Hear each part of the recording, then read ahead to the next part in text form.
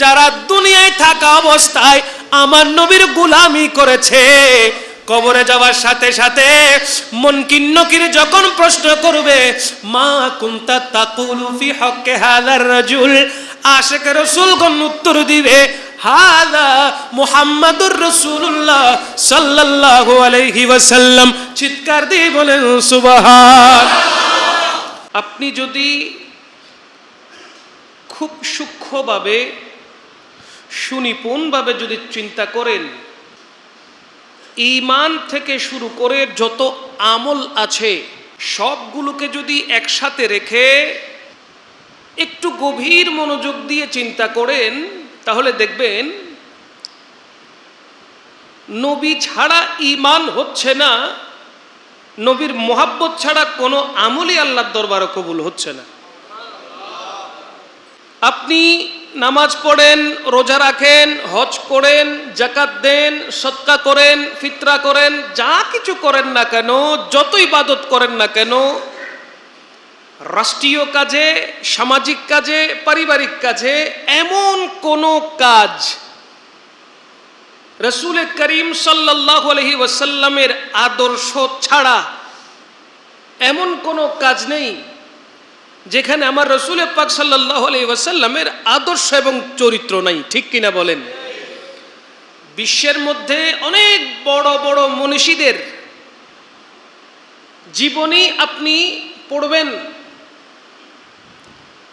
এমনকি আমরা যখন আমাদের ফেসবুকে কোনো কিছু পোস্ট করি, সেটা সর্বোচ্চ আপনার দৃষ্টিতে যেটা ভালো আপনি সেটাই পোস্ট করেন, ঠিক না? ছবি তুলেছেন যেটা সবচাইতে ভালো, ভিডিও করেছেন যেটা সবচাইতে ভালো, কথা বলেছেন যেটা সবচাইতে ভালো, মানে ভালো বিষয়টা আপনি অন্য কাউকে দেখানোর চেষ্টা করছেন। কথা বুঝতে পেরেছেন? ভালো বিষয়টা আপনি অন্য কাউকে দেখানোর চেষ্টা করছেন, তার মানে তার আড়ালে যত খারাপ আছে সেটা আপনিও জানেন, কিন্তু অন্যের কাছ থেকে গোপন করছেন, নিজের কাছ থেকে নিজে গোপন করে রাখছেন। ঠিক কিনা বলেন? কিন্তু আল্লাহ সুবহানাহু ওয়া তাআলার কাছে গোপন বলতে কোনো কিছু নাই।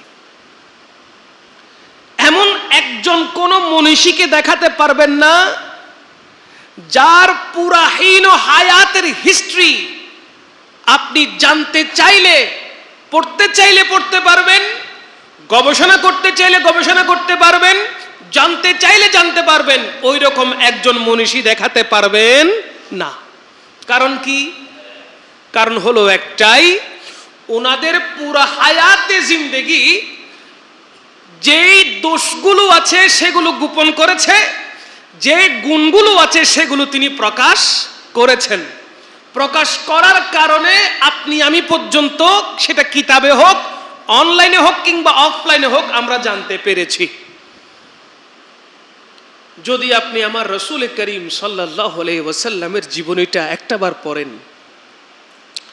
যদি আমার রাসূল করিম সাল্লাল্লাহু আলাইহি ওয়াসাল্লামের 63 বছর গোটা হায়াতে জিন্দেগিটা একটু করে যদি পড়েন, তাহলে বুঝবেন গোটা 63 বছর হায়াতে জিন্দেগির 1 সেকেন্ডও আমার নবী বাদ দেন নাই।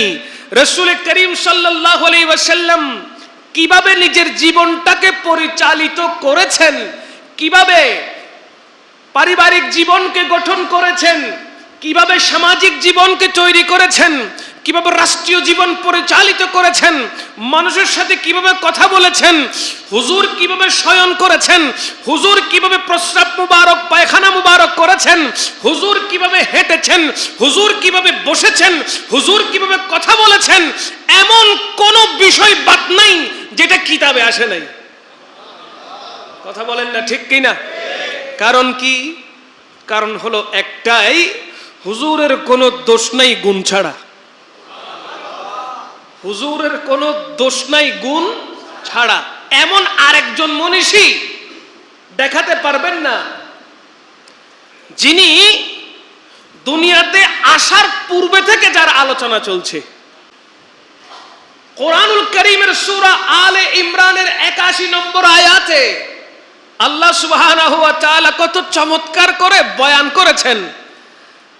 বক্তা ছিল একজন, তিনি স্বয়ং, বলেন না, বক্তা ছিল একজন, তিনি স্বয়ং, আর শ্রোতা ছিল গোটা কায়নাতের সমস্ত ফেরেশতাগণ এবং আম্বিয়া কিরামগণ। সুবহানাল্লাহ পড়েন।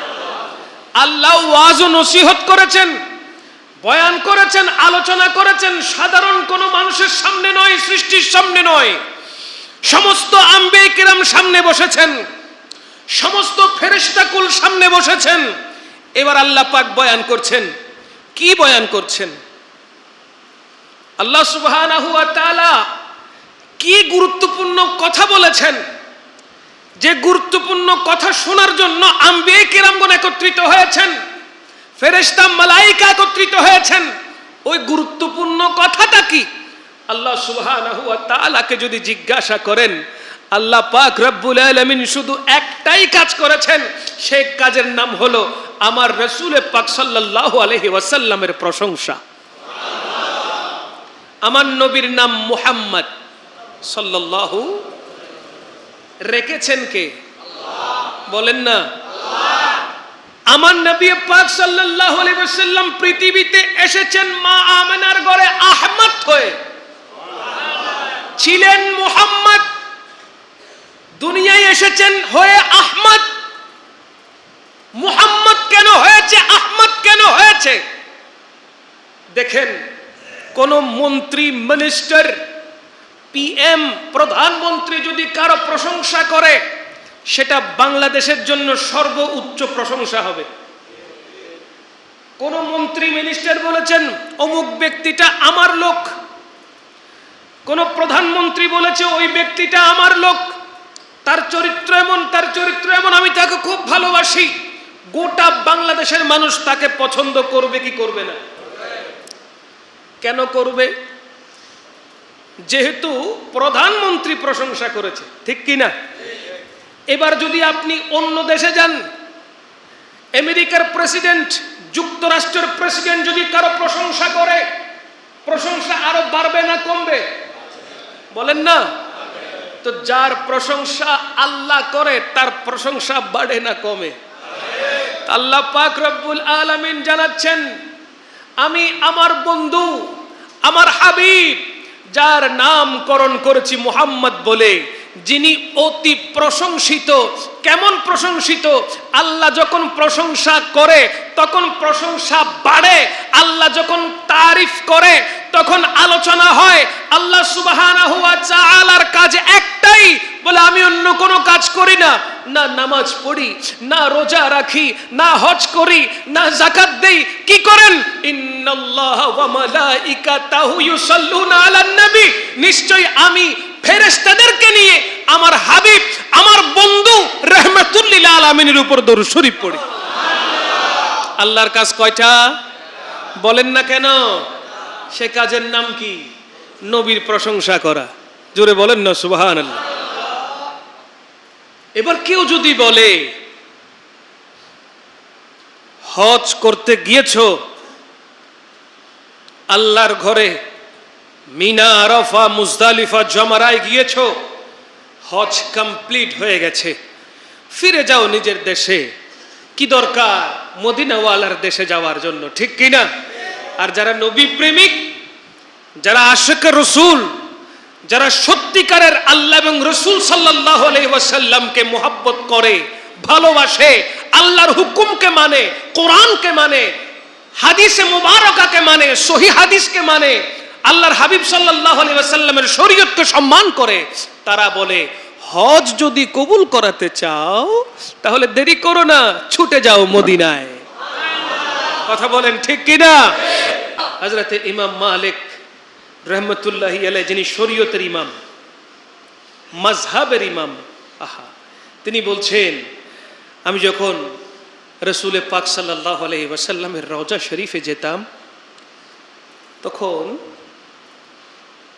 মদিনাতুল মুনাওয়ারার গোটা এরিয়াতে আমি কখনো প্রস্রাব করি নাই, আমি কখনো পায়খানা করি নাই।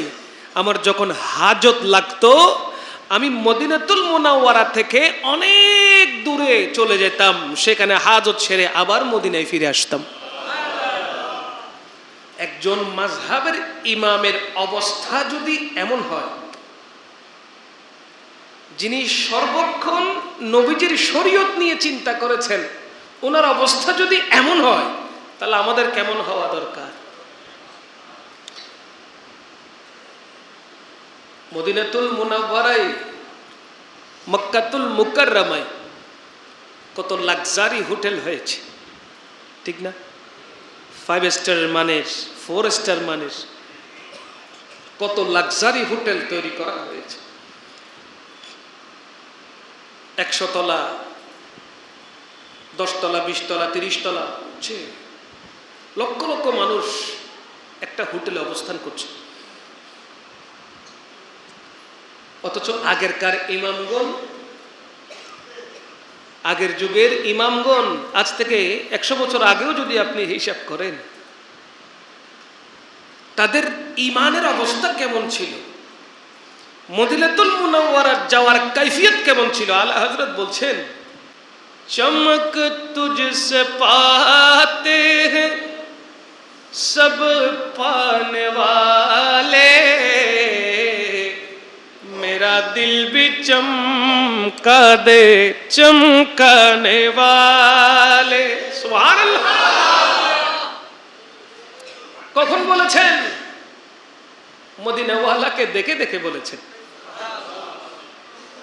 ইয়া রাসূলুল্লাহ, ইয়া হাবিবাল্লাহ, আসমানের যে সূর্য, ওই সূর্যের আলো মানুষের চামড়ায় লাগছে,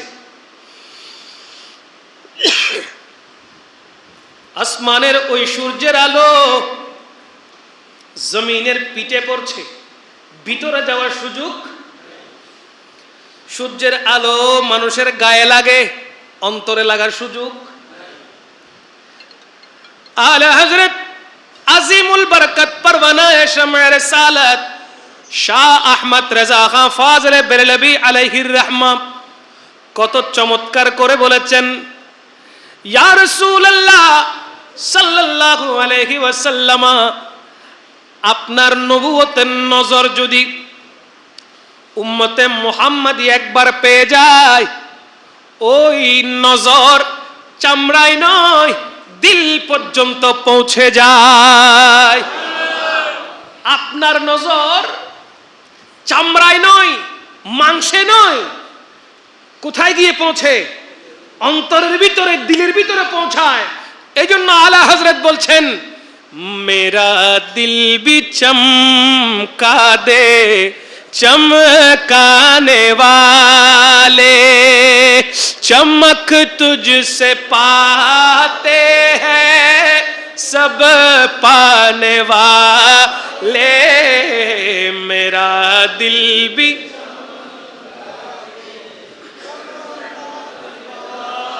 আলা হযরত বলেন, মদিনাতুল মুনাওয়ারা এমন এক পবিত্র স্থান, যে পবিত্র স্থানে আমার পা দিয়ে চলতে ইচ্ছা করে না, অথচ আল্লাহ পাক রব্বুল আলামিন মানুষকে পা দিয়েছেন হাঁটার জন্য, চলাফেরা করার জন্য। আলা হযরত বলছেন, আমার পা দিয়ে মদিনাতুল মুনাওয়ারায় চলাফেরা করতে আমার ইচ্ছা হয় না, বেয়াদবি হবে, বেয়াদবি হবে। তো কি দিয়ে চলতে চান? আলা হযরত বলেন, হারাম কি জমিন और कदम रख के चलना, अरे सर का मौका है वो जाने वाले। सुभान। যখন বাতিলরা বলেছিল রাসূল পাক সাল্লাল্লাহু আলাইহি ওয়াসাল্লাম গায়েব জানে না, গায়েব জানে একমাত্র আল্লাহ, যদি বলা হয় নবী গায়েব জানে, তাহলে নবীর প্রতি বেহুরমতি হবে। আলা হযরত কিবলার আমলে আরো বলা হয়েছে, রাসূল পাক সাল্লাল্লাহু আলাইহি ওয়াসাল্লাম কখনো হাজির নাজির হতে পারে না, হাজির নাজির একমাত্র আল্লাহ। তখন আলা হযরত কোরআন এবং সুন্নাহর আলোকে, হাদিসে পাকের আলোকে জবাব তো দিয়েছেন, আবারও তিনি সুরে সুরে বলেছেন, তু জিন্দা হে বল, তু জিন্দা হে বল্লা মেরে চশ্মে आलम से छुप जाने वाले, तू जिंदा है बल्ला, तू जिंदा है बल्ला मेरे चश्मे आलम से छुप जाने वाले, चमक तुझसे सब पाने वाले मेरा दिल।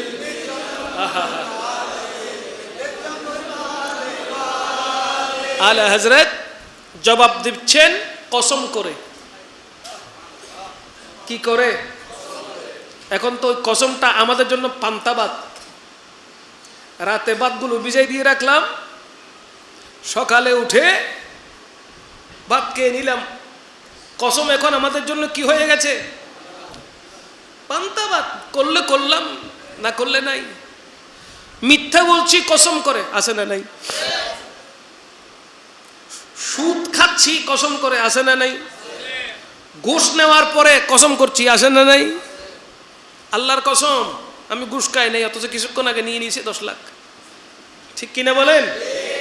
তাহলে মানুষ, মুসলমান কসমটাকে একদম কি বানিয়ে ফেলেছে? সস্তা বানিয়ে ফেলেছে, সহজ বানিয়ে ফেলেছে। অথচ মিথ্যার উপর কসম করলে আল্লাহ সুবহানাহু ওয়া তাআলা ওই বান্দার উপর লানত নাজিল করে। যারা মিথ্যা বলে, কসম করে, তাদেরকে আল্লাহ পছন্দ করে না। আলা হযরত যিনি শরীয়তের ইমাম, তিনি যখন কসম করবেন, সেই কসম আর আমাদের কসম কি সমান হবে? তিনি জেনে শুনে বুঝে পড়ে তারপর কসম করছেন। বলছেন কি? আল্লাহর শপথ, তু জিন্দা হে ওয়াল্লাহ। আলা হযরত বলছেন, ইয়া রাসূলুল্লাহ, যত খারেজি রাফিজি আছে, বাতিলরা আছে, তারা বলে আপনি রাসূল নাকি হাজির নন, আপনি রাসূল নাকি নাজির নন, আপনি নাকি উম্মতের খবর রাখেন না, আপনি নাকি প্রকাশ্যে আসতে পারেন না। আরে আমি আলা হযরত এমনিতে নয়, আল্লাহর শপথ করে বলছি আপনি হাজির এবং নাজির। বলেন না সুবহানাল্লাহ। শপথকার।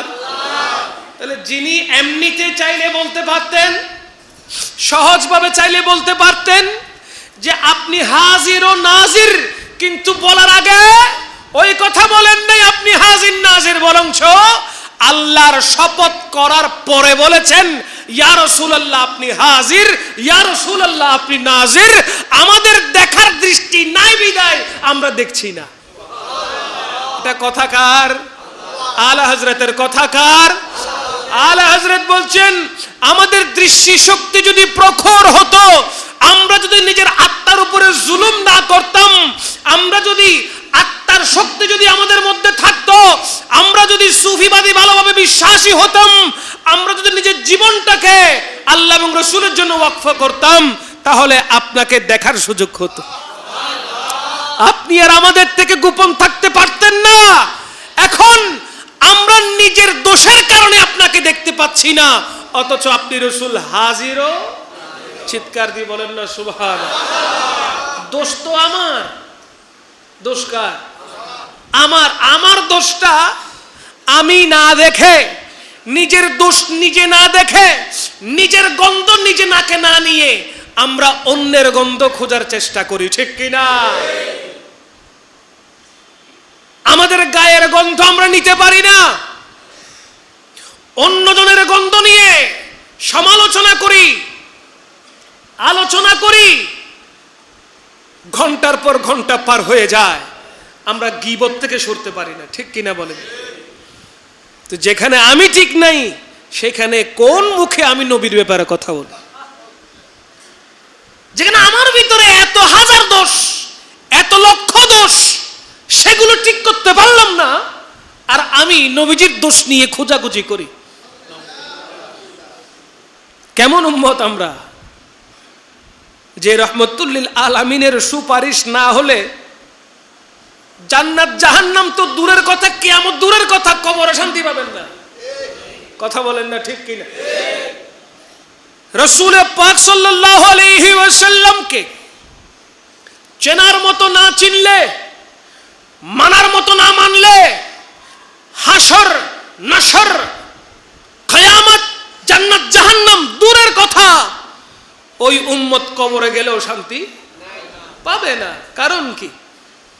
কবরের যেই প্রশ্নের এহমিয়ত রাখা হয়েছে, যেই প্রশ্নের গুরুত্ব বেশি দেওয়া হয়েছে, সেই প্রশ্নটাই আমার নবীকে নিয়ে, সেই প্রশ্নটাই আমার নবীকে নিয়ে। তো নবীকে নিয়ে যদি প্রশ্ন করা হয়, সেই প্রশ্নের উত্তর যদি দিতে না পারেন, কত বড় রহমতুল লিল আলামিন। চিন্তা করে দেখেন, কবরে কি প্রশ্ন হবে সেটা আমাদেরকে জানিয়ে গেছে।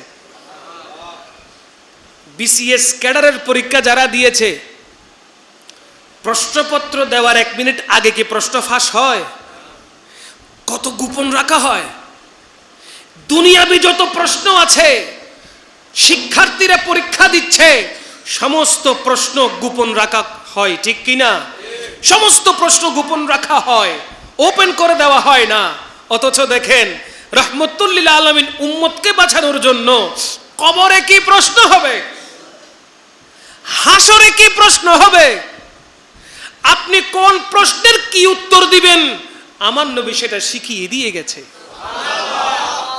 এর চাইতে বড় রহমত আর কি হইতে পারে? যারা পরীক্ষা দিয়েছেন তারা জানেন, খাতায় যখন লিখতে পারেন না তখন অনেকে মাথা চুলকায়, অনেকে কলম একটা কানের দিকে দিয়ে রাখে, কলম নাড়াইতে থাকে, সময় চলে যাচ্ছে, অনেক সময় চোখের পানিতে খাতা ভিজে যায়, ঠিক কিনা বলেন?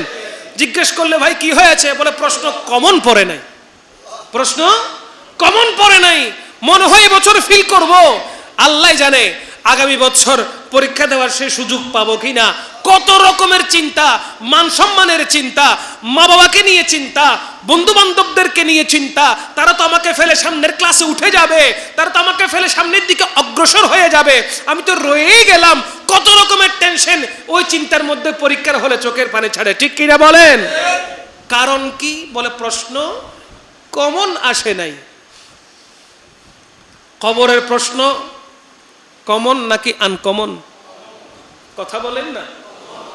কবরে যে প্রশ্ন করা হবে, ওই প্রশ্ন কমন না আনকমন? লেখালেখির কোনো কাজ আছে? প্রশ্ন কি বেশি না কম? খুবই কম, খুবই কম। সেহাসিকতার 6 কিতাবে কবরে প্রশ্ন করা হবে একটা। সুবহানাল্লাহ পড়বেন না? কয়টা? সেহাসিকতার 6টি কিতাবে, হাদিসের 6 কিতাবে এসেছে কবরের প্রশ্ন 3টা নয়। কয়টা? ওই একটা প্রশ্নের নাম কি? মা কুনতা তাকুলু ফি হক্কে হাদার রাজুল। তুমি দুনিয়ায় থাকা অবস্থায় যেই সুন্দর চেহারার মানুষটা তোমার সামনে দাঁড়িয়ে আছে, ওনার সম্পর্কে দুনিয়াতে তোমার ধারণা কি ছিল? প্রশ্ন কয়টা? বলেন না। ওই একটা প্রশ্নের উত্তর কি হবে, আমার নবী দুনিয়ায় থাক অবস্থায় উম্মতদেরকে জানিয়ে গেছেন। তাহলে প্রশ্ন ফাঁস হয়েছে, উত্তরও ফাঁস হয়ে গেছে। প্রশ্ন পাওয়ার পর, উত্তর পাওয়ার পর কেউ যদি আনসার করতে না পারে, আপনি তাকে কি বলবেন? বেটা তোর মানুষ হওয়ার দরকারই নেই, ঠিক কিনা বলেন? প্রশ্ন একটা, সেটাও জানোস, উত্তর একটা, সেটাও জানোস, আনসার করতে না পারা, তোর মতো মানুষ মানুষের দরকার নাই, তুই বান্দর হয়ে যা, ঠিক কিনা বলেন? তোর মানুষ হওয়ার দরকার। কবরে যাওয়ার পর এই প্রশ্নের উত্তর কারা দিতে পারবে, সেটাও হাদিসে এসেছে। সুবহানাল্লাহ পড়বেন না? কবরে যাওয়ার পর এই প্রশ্নের উত্তর কারা দিতে পারবে সেটাও হাদিসে এসেছে। মনে রাখবেন, গোটা বিশ্বের মধ্যে বিভিন্ন ক্যাটাগরির মানুষ, বিভিন্ন ধর্মের মানুষ আছে না নাই? শুধু মুসলমান ছাড়া ইহুদি, নাসারা, যত বিধর্মী আছে সবাই এই প্রশ্ন জানলেও, উত্তর জানলেও কবরে দিতে পারবে? বলেন না, কবরে দিতে পারবে? উত্তর দিতে পারবে না। কারণ হা হা হা হা, শুধু হা হা হা করতে থাকবে, কোনো আনসার। এবার আসেন মুসলমান। মুসলমানের মধ্যে ৭৩ দল হবে, এটা আমার নবী বলেছেন। ৭৩ দল, এক দলকে বাদ দেন, থাকে কত? আওয়াজ নাই। দল একটাকে বাদ দেন, আর বাকি থাকে কত? এই ৭২ দল বিভক্ত হবে উম্মতে মুহাম্মদের ভিতর থেকে, নবীর উম্মত থেকে ৭৩ দল বিভক্ত হবে। এক দল যাবে জান্নাতে, ৭২ দল যাবে জাহান্নামে। ওই ৭২ দলের একটাই পরিচয় থাকবে, কবরে মুনাফিক। কি পরিচয় থাকবে? কবরে একটাই পরিচয়, নাম কি? কথা বলেন। জাহান্নামের শেষ দরজায় তাদের ঠিকানা। শুধু এক জাতি, একটা দল, একটা জাত পার হয়ে যাবে, সেই দলের নাম, কথা বলে না, সেই দলের নাম কি? আহলে সুন্নাত কা হে বেড়া পার আসহাবে হুজুর, নজম হ্যায় और नाव है इतरत रसूलुल्लाह की, नजम है और नाव है इतरत रसूलुल्लाह की, सलातुनिया सलामुनिया। প্রশ্ন জেনে থাকার পরও, আনসার পাওয়ার পরও উত্তর দিতে পারবে না। মুসলমান হওয়ার পরও কবরের মধ্যে উত্তর দিতে পারবে না। শুধুমাত্র তাকিয়ে থাকবে, বলবে হা হা লা আদরি, লা আদরি, জানি না, কিছুই জানি না, কিছুই জানি না। শুধুমাত্র তারাই বলবে হাদা মুহাম্মাদুর রাসূলুল্লাহ সাল্লাল্লাহু আলাইহি ওয়াসাল্লাম, যারা দুনিয়ায় থাকা অবস্থায় আমার নবীর গোলামি করেছে। কবরে যাওয়ার সাথে সাথে মুনকির নকির যখন প্রশ্ন করবে, মা কুনতা তাকুলু ফি হক্কে হাযার রাজুল, আশিক রাসূলগণ উত্তর দিবে হাযা মুহাম্মাদুর রাসূলুল্লাহ সাল্লাল্লাহু আলাইহি ওয়াসাল্লাম। চিৎকার দিয়ে বলেন সুবহান। প্রশ্নের উত্তর যখন চলে আসলো, আল্লাহ পাক রব্বুল আলামিন মুনকির নকিরকে ডাক দিয়ে বলবেন, আর কোনো প্রশ্ন নয়, তার কবরের সাথে জান্নাতের দরওয়াজার সাথে সম্পর্ক করে দাও। কবরের সাথে জান্নাতের সাথে সম্পর্ক করে দাও, জান্নাতের দরওয়াজা খুলে দাও, কবরের মধ্যে জান্নাতের সমস্ত নিয়ামত তার জন্য পাঠিয়ে দাও।